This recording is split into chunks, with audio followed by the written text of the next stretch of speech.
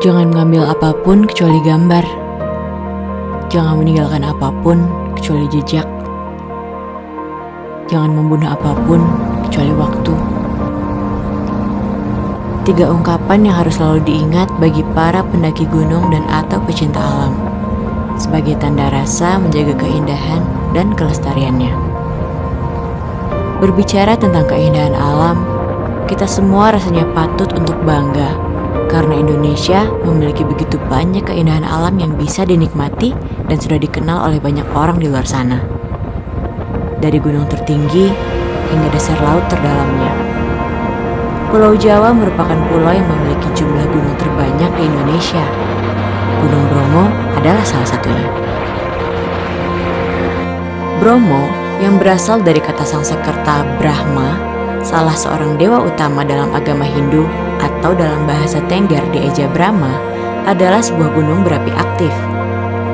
Gunung ini memiliki ketinggian 2.329 meter di atas permukaan laut dan berada dalam 4 wilayah kabupaten, yakni Kabupaten Probolinggo, Kabupaten Pasuruan, Kabupaten Lumajang, dan Kabupaten Malang.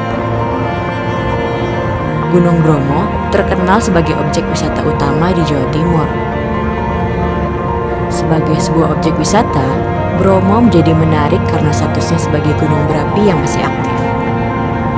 Gunung Bromo juga termasuk dalam kawasan Taman Nasional Bromo Tengger Semeru. Bentuk tubuh Gunung Bromo bertautan antara lembah dan ngarai dengan kaldera atau lautan pasir seluas sekitar 10 km persegi. Ia mempunyai sebuah kawah dengan garis tengah kurang lebih 800 meter pada bagian utara selatan dan kurang lebih 600 meter di bagian timur barat. Sedangkan daerah bahayanya berupa lingkaran dengan jari-jari 4 km dari pusat kawah Bromo. Di samping lokasinya yang memang indah dan banyak hal yang untuk dinikmati, perjalanan menuju Bromo juga terbilang tidak sulit. Banyak jalur alternatif yang bisa digunakan oleh para wisatawan untuk menuju ke Gunung Bromo.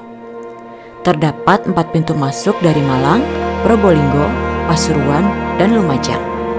Tapi jalur yang kerap dipergunakan sebagai perlintasan umum ada 3 jalur utama, dari Malang dan Surabaya. Dari jalur Surabaya, ada 2 jalur alternatif yang bisa digunakan jika kita ingin menuju Bromo lewat jalur Surabaya. Yang pertama, dari Surabaya kita menuju Tongkas Probolinggo yang dilanjutkan ke daerah Sukapura. Kemudian Cemoro Lawang, lalu sampailah kita di Bromo. Atau jalur kedua yang bisa kita gunakan melalui Surabaya, yaitu dari Surabaya kita bisa langsung menuju arah Pasuruan, yang dilanjutkan dengan perjalanan menuju Wonokitri melewati Tosari sebelum akhirnya kita sampai di Bromo. Sementara untuk jalur Malang, kita bisa langsung menuju daerah Tumpang.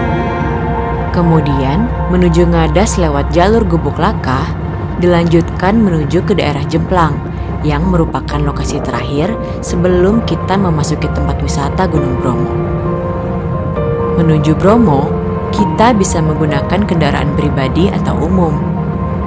Rute yang paling mudah adalah melalui Pasuruan atau Probolinggo.